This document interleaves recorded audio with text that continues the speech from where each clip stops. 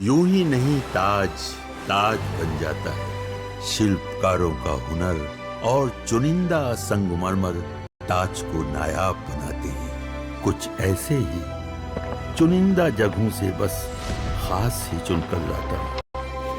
कतरे कतरे को मैं हीरे सा परखता हूँ। यूं ही नहीं मैं रजनीगंधा बन जाता हूँ। कि अगर चीन और भारत कई दिक्कतें हैं, हो सकता है आगे भी आएंगी, लेकिन अगर उन दिक्कतों के बीच भी एक रिश्ता बना लिया तो भाई ये ऐसी जोड़ी बन जाएगी, स्पेशली रूस को भी मिला दीजिए, ऐसी तिकड़ी बन जाएगी कि पूरा जो वेस्टर्न वर्ल्ड है वो हिल जाएगा। ट्रंप अपने फैसलों की वजह से न सिर्फ ग्लोबली फंसते जा रहे हैं बल्कि अपने घर में गिर गए। खास तौर पर भारत और चीन के संबंधों से अमेरिका में हलचल तेज हो गई। अमेरिका को यह डर सताने लगा है कि कहीं भारत और चीन करीब ना आ जाए। अमेरिका अपने लिए सबसे बड़ी चुनौती चीन को मानता है और चीन को काउंटर करने के लिए भारत का साथ अमेरिका के लिए जरूरी है। अमेरिकी विदेश विभाग के प्रवक्ता ने कहा है कि भारत हमारा एक रणनीतिक साझेदार है जिसके साथ हम पूरी स्पष्टता और ईमानदारी के साथ संवाद करते हैं और आगे भी यह जारी रहेगा। देख रहे हैं भाई का टोन बदलने लग गया कि हम बहुत अच्छे दोस्त हैं, खुल के बात करते हैं, आगे भी करेंगे। अब अमेरिका ईमानदार डायलॉग की वकालत करने पे आ गया है। यह होता है मैसेजिंग का असर। पीएम मोदी के चीन जाने की खबर का यह असर अभी शुरुआती है बॉस। अभी मोदी चले गए और यहां पुतिन आ गया। ये भाई का जो चेहरा टमाटर जैसा लाल दिख रहा है ये सफेद पड़ जाएगा। ट्रंप की बात कर रहा हूं। ट्रंप सोच रहे थे कि पूरी दुनिया उनके सामने झुक जाएगी। भारत अड़ के खड़ा हो गया, उसके बाद बाकी देश भी साथ आने लगे। ये ट्रंप के लिए झटके से कम नहीं। पीएम मोदी, पुतिन और चीन की तिकड़ी से ट्रंप पहले से परेशान। अब तो दो और खिलाड़ी पीएम मोदी की टीम में आ गए। आप देखिए कि ट्रंप के टैरिफ से ब्राजील भी चिढ़ा हुआ है। ब्राजील के राष्ट्रपति ने पीएम मोदी से बात की। टैरिफ के खिलाफ एकजुट होने पर उनकी चर्चा हुई। इतना ही नहीं, नेतन्याहू भी पीएम मोदी से बात करने वाले हैं। जो इजराइल के नेतन्याहू भारत के दौरे पर भी आ सकते हैं, यह कहा जा रहा है। यानी हालत यह हो गई है कि ट्रंप पीछे पलट के देखते हैं तो देखते हैं कोई है ही नहीं है साथ में। उधर भिखारी मुनीर दिखता है कटोरा लिए हुए। अब नरेंद्र मोदी पीछे मुड़ के देखते हैं तो देखते हैं अरे जिनपिंग भी खड़ा है, अरे पुतिन भी खड़ा है, अरे देखें, अरे लूला डी सिल्वा भी आ गया, अरे देखो और कौन, देखो ये भी आ गया, नेतन्याहू भी आ गया। ये माहौल हो रखा है। यानी आप सोचिए कि ट्रंप अपनी हरकतों से दुनिया के बड़े देशों को एकजुट करने का होने का मौका दे रहे हैं। क्या किसी ने सोचा था कि चीन कभी भारत के सपोर्ट में ऐसे बिछ जाएगा? क्या किसी ने सोचा था कि ब्राजील जैसा देश ट्रंप को चुनौती दे सकता है? भारत, रूस, चीन और ब्राजील की चौकड़ी ने ट्रंप के खिलाफ मोर्चा खोल दिया है और अपने अपने स्तर से ट्रंप को संदेश दिया जा रहा है। ट्रंप को सबसे ज्यादा परेशानी ब्रिक्स देशों से थी। ट्रंप बार बार धमकी दे रहे थे कि वो ब्रिक्स को खत्म कर देंगे, लेकिन ट्रंप जो चाहते थे उसका उल्टा हो रहा है। ट्रंप की धमकियों से ब्रिक्स देश एकजुट हो रहे हैं। ब्रिक्स के 4 सबसे बड़े देश भारत, रूस, चीन और ब्राजील ही तो हैं। इन चारों ने ही ट्रंप के टैरिफ के खिलाफ मोर्चा खोल दिया। आप देखिए कि भारत कह रहा है कि ट्रंप का टैरिफ एक तरफा फैसला है। चीन कह रहा है कि ट्रंप यूएन चार्टर का उल्लंघन कर रहा है, भारत ठीक बोल रहा है। ब्राजील ने कहा कि ब्रिक्स देशों को साथ आ जाना होगा। रूस ने कहा कि अमेरिका की धमकियां नहीं चलेंगी। यानी यह चौकड़ी बन गई और जिस संगठन को ट्रंप डॉलर के लिए खतरा बता रहे थे, अब वही संगठन एकजुट होता जा रहा है। यह सब देखकर ट्रंप की बौखलाहट बढ़ गई। ट्रंप ने फिर से भारत को धमकी दी। ट्रंप से सवाल पूछा गया कि भारत पर 50% टैरिफ के बाद ट्रेड डील को लेकर बातचीत की उम्मीद करते हैं क्या? इस पर ट्रंप ने कहा कि जब तक टैरिफ विवाद का हल नहीं निकलेगा तब तक ट्रेड डील पर बात नहीं होगी। यानी ट्रंप अब ट्रेड डील को हथियार बनाकर टैरिफ के मुद्दे को हल करने की धमकी दे रहे हैं। एक बार ट्रंप को सुन लीजिए, फिर आपको बताता हूं कि ये टैरिफ के मामले में चल क्या रहा है। Mr. President, just to follow up on the India tariffs, do you expect increased trade negotiations, since you've announced the 50% tariff? No, not until we get it resolved. दुनिया भर के देशों पर टैरिफ लगाकर ट्रंप अपनी पीठ थपथपा रहे हैं। ट्रंप ने सोशल मीडिया पर लिखा है कि टैरिफ की वजह से अमेरिका में अरबों डॉलर आ रहे हैं। ट्रंप के मुताबिक दुनिया भर से अरबों डॉलर अमेरिका में आ रहे हैं, जबकि सच्चाई यह है कि ट्रंप के टैरिफ की मार अमेरिकी पब्लिक पर पड़ रही है। इसी को लेकर अमेरिकी कांग्रेस में ट्रंप सरकार की पोल खुल गई। अमेरिका के सेक्रेटरी ऑफ ट्रेजरी से डेमोक्रेट मेंबर ने पूछा कि टैरिफ का बोझ किस पे पड़ रहा है, कौन टैरिफ दे रहा है, बताओ ना। जवाब में ट्रेजरी सेक्रेटरी जो हैं, मतलब जो सरकार की तरफ से हैं, वो अलबलाने लग गए कि क्या ही जवाब दूं। देखिए कैसे माहौल बन गया है, वहां रगड़ दे रहे हैं वहां के नेता ही ट्रंप के लोगों को कि इतना टैरिफ कर रहे हो, वो टैक्स भरेगा कौन। यानी अमेरिका की जनता ट्रंप के टैरिफ का बोझ उठा रही है। टैरिफ के बहाने अमेरिकी कंपनियां अपने प्रोडक्ट्स की कीमत बढ़ा रही हैं। अमेरिका में लोग खुद शॉपिंग सेंटर और बड़े बड़े स्टोर में जाकर वीडियो बना रहे हैं, दिखा रहे हैं कि ट्रंप के टैरिफ के बाद किस तरह से महंगाई बढ़ गई है।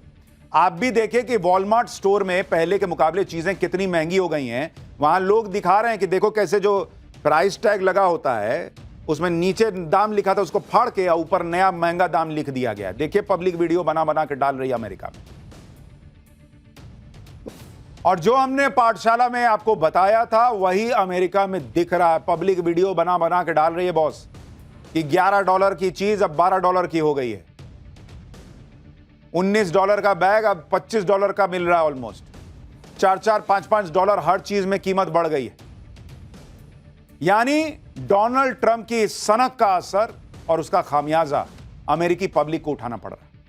ट्रंप का टैरिफ उन चीजों पर नहीं लगेगा जो अमेरिका में बनती हैं या अमेरिका में प्रोड्यूस होती हैं, लेकिन कई फूड प्रोडक्ट और फल हैं जो अमेरिका बाहर से मंगाता है और टैरिफ की वजह से वो अब सब महंगे हो गए। इसी को लेकर अमेरिकी कांग्रेस के एक सदस्य ने केला दिखाते हुए ट्रंप सरकार के कॉमर्स सेक्रेटरी की क्लास लगा दी थी कि केला कितने में मिलता है बताओ, जो अभी आप देख रहे हैं।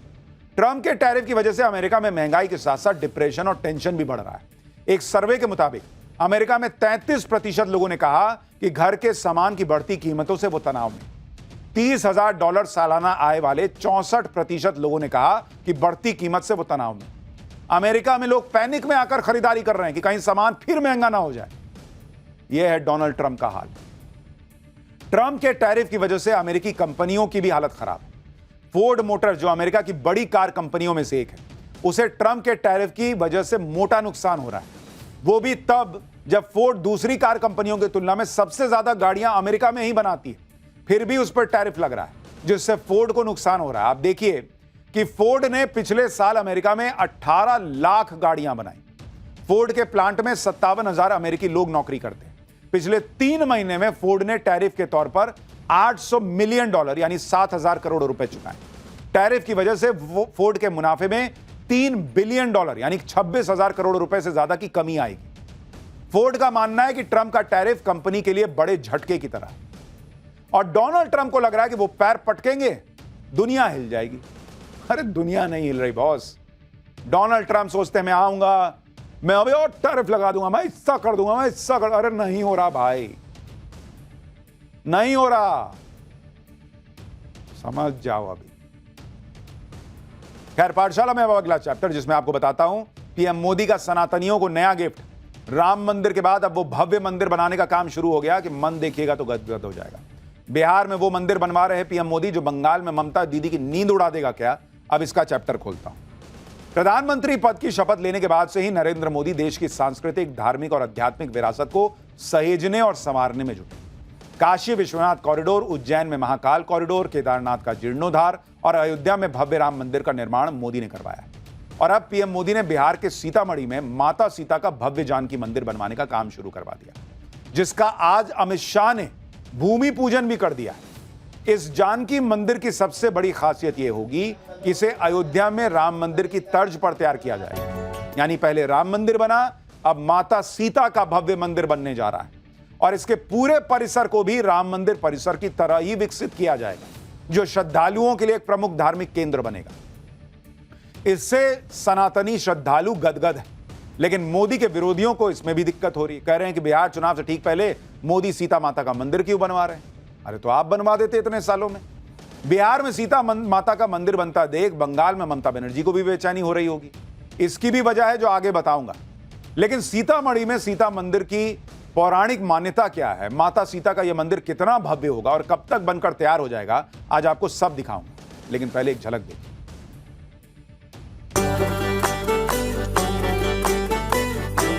जय सीता, जय जय मां सीता, जय सीता, जय जय मां सीता।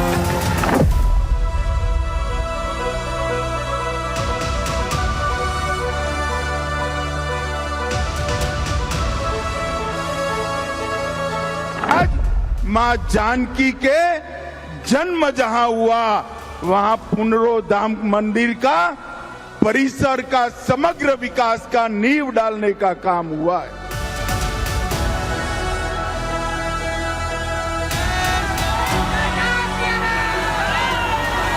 सीतामढ़ी नगर वासियों का बहुत बहुत इसमें उत्साह और लगन की फक्र की बात है।